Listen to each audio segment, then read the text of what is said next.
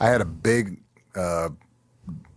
deficit with my wife and had to kind of work my way out of, right? So we went on a lot of trips and hung out and you know, just had nice dinners and slept in. In my case, Democrat, I leave office and there's no obvious person who's now the shadow prime minister, the leader of the party for the Democrats, right? And so there were a lot of terrific people who were doing good work, but you know, we have this weird situation where you don't have a designated person who's speaking on behalf of the whole party. So I actually found myself drawn back in to day-to-day politics or commentary more than I had wanted to be. After the usual for me was obviously a lot of what I represented. Yeah. A lot of what Michelle and I had tried to project, the values, our thinking about America. You know, my successor seemed to represent the opposite. Right. Not seemed, did. Yeah. We interrupt this program to bring you a special report. But have you ever asked God for forgiveness?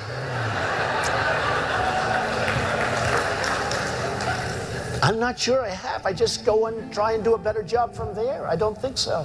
I think if I do something wrong, I think I just try and make it right. I don't bring God into that picture. I don't. I could say absolutely, and everybody. I don't think in terms of that. I think that's. You know, as you get older, Michelle and I joke about this. No matter how much you want to pretend otherwise, you're starting to get a little out of touch. You're not completely, you know, plugged into the zeitgeist. And it happens naturally. Or thinking about sitting out, or even supporting somebody who has a history of denigrating you because you think that's a sign of strength, because that's what being a man is, putting women down.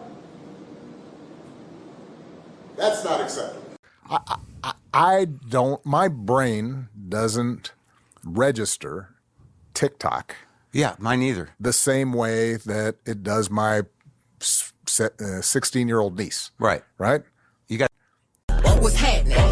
I'm a savage. I'm not plugged in. I'm not relating to the cultural, you know, stream in the same way that somebody who's 20 or 25 or even 35 is. But that my campaign was broke enough that I had to rely on a bunch of 20 and 25-year-olds volunteering in our office. Yeah. And they'd say like, hey, Senator, this is a website. And I said, oh, website, great. You know? Well, sounds good. Sounds good. And say, so you can have pictures and you can have even video on there. Yeah. And see this little box, like people can click it and they can contribute money. Right. And I'd be like, really? That's good. That seems useful. And then they'd say, and this one, they can like volunteer. And I'd be like, well, that's great. Yeah.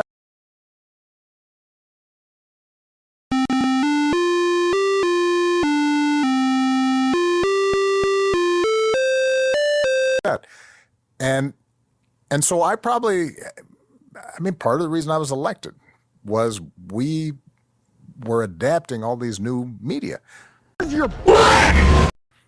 My social media, our social media was MySpace and Meetup. Right.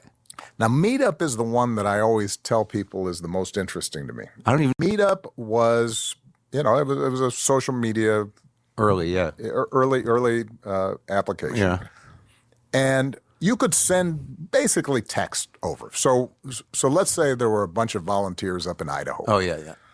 And, you know, Idaho is not a big blue state with a lot of delegates, so we don't have the resources to send a whole staff. Right.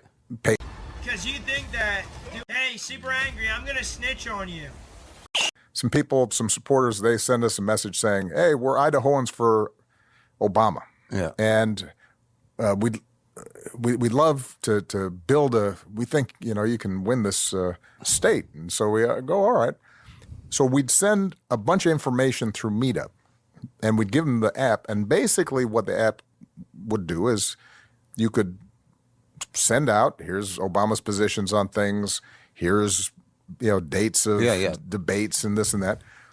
But the main thing it did, hence the name, was it would help these volunteers organize themselves to meet up. In person. In person. Yeah. In a church basement, in a bar, Right. in a VFW hall, whatever. And what I always tell people was wonderful about this rudimentary app was they'd show up when they actually met in person. And maybe they were assuming that they were all thought the same way and Right. had the same positions on everything. Obama volunteer meeting, and you'd have a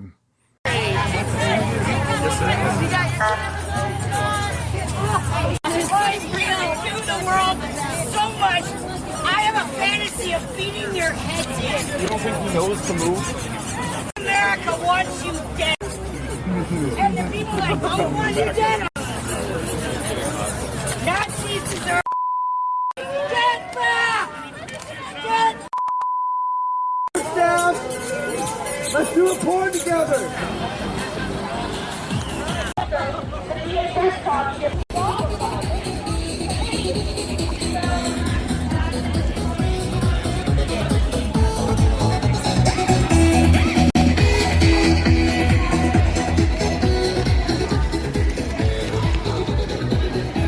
Hey, big faces!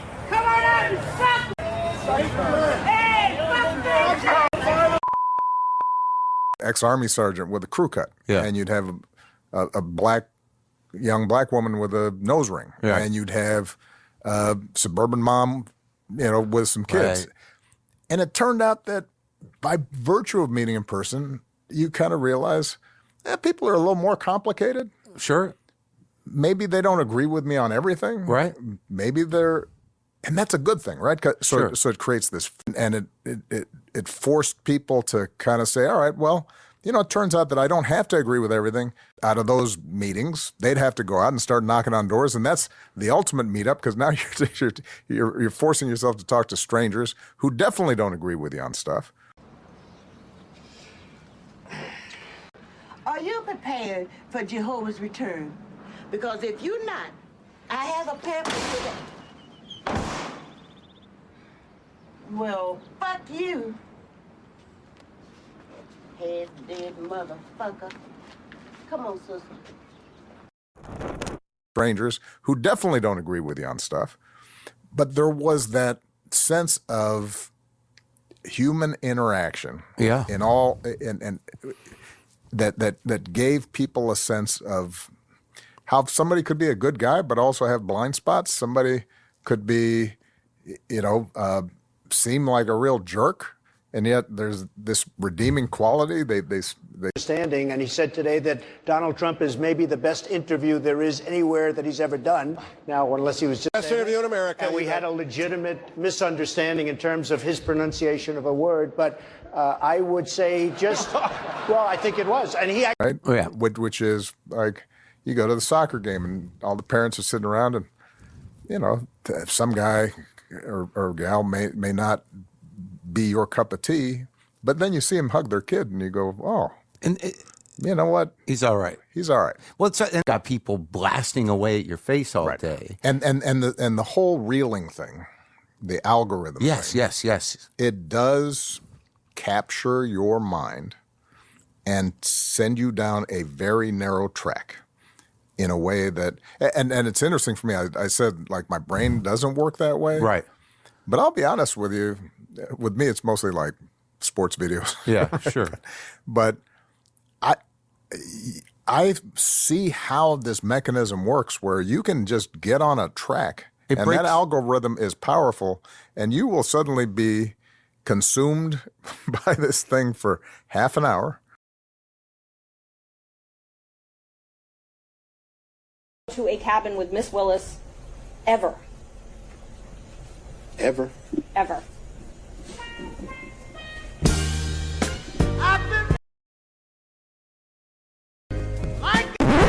No. You've never gone to a cabinet with whole bunch of time, but what it's also done is it has narrowed your world significantly. And if you get on a political or social track on those reels, it's hard to break. It'll break your brain. It'll break your brain. And it's so. Who wants Can't even read. to Today, Junior. Part of it. It's that people don't have necessarily, whether they do or not. The point is that we have blown through, just in the last 6 months, a whole range of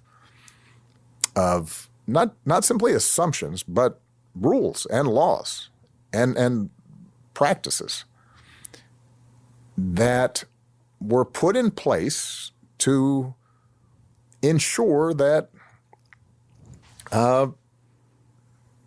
nobody's above the law, and that we don't use the federal government to simply reward our friends and punish our enemies. And the same thing's obviously happening in the Justice Department. So people are right to be concerned. The interesting thing, and what I've been trying to do when I've been speaking about this publicly is just to remind folks, just as was true during the McCarthy era and has been true throughout our history, what's required in these situations, standing up and giving courage to other folks, and then more people stand up and kind of go like, no, that's not who we are. That's not our idea of America. Somebody give me a megaphone. Shout out to you, Susie. They say don't judge a book by its cover, but its cover is pink, blue, and crazy hair and screaming at a cop. I think I get it. Fags. As a supposed crime in front of the President of the United States, defaming a mentally disabled person for clickbait, you fucking tiny little man. Arson's illegal too, you know. Guess what, though? Guess what? The right used to be about the Gadsden flag and not letting anyone tread on anyone's civil rights. Now, you guys want to do ass to mouth with the federal government constantly. What? Show me on the doll where my free speech touched you, snowflake. This is entertainment. If only Tommy was over here, man. All you people are just screaming how much you want. You fucking coward. Folks with rifles and machine guns patrolling our streets. Yeah. We want cops on the beat who know the neighborhood and the kids around, and that's how we keep the peace around here. We don't want kangaroo courts and trumped up charges. That's what happens in other places that we used to scold. Yeah. Imagine that. So they took his business license, they took him off the ballot, they tried to throw him in jail, they had 4 criminal trials against him, they had a civil case against him. I mean, he was literally taken off the ballot. It's unbelievable how many times he had to go to the Supreme Court and have the Supreme Court keep the states in step so that he could just be on the ballot. It's really the most impressive political thing, whether you're for him or against him, to see the will that man had. It's incredible. Appreciate your call, my friend. Thank you. I know you're going to go for a long time. I had to let you go. Sorry. The weak-minded, the easily influenced people, which are what? Mainly liberal. Why?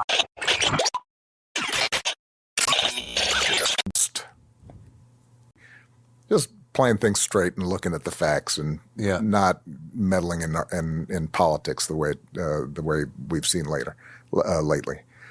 And I think if enough people start not just being in a fetal position, but also not worrying about it, we can call it like we see it. Yeah. We can call it like we. We need people who have whatever platforms they have to be able to say, no, that's not who we are and to be willing to get attacked on X by whoever. Sometimes you fear for your life. Yeah, and yeah, we think so. That arrow is the lowest amount of illegal immigration ever in recorded history into our country, and then. And you know, that's a little bit old, that chart. That chart's a couple of months old. And if you want to really see something that's said, take a look.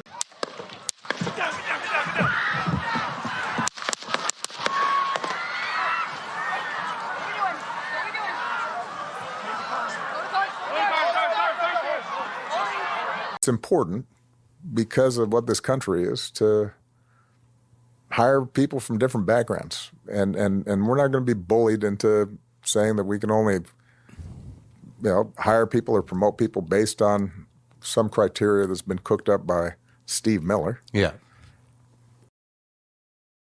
If you are considering entering America illegally, don't even think about it. Let me be clear. If you come to our country and you break our laws, we will hunt you down. Criminals are not welcome in the United States. For too long, weak leadership has left our borders wide open, flooding our communities with drugs, human trafficking, and violent criminals. Well, those days are over. Under President Trump, we are defending American families and restoring their safety. If you try to enter illegally, you will be caught, you will be removed, and you will never return. Follow the law, and you'll find opportunity. If you break it, you'll find consequences. Hold on, wait a second. Don't let him fool you. People, don't let this man try to fool you. That fool's gonna spend the last 2 years trying to fix that failed marriage of his. Meanwhile, his wife's over there on this boring podcast, dogging him out, just dogging him out.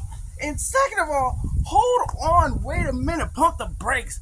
Who in the Blue Dickens is, speaking of Blue Dickens, who can sit there with their legs crossed like that for that long and not have to move their hankerberry around? Come on, people.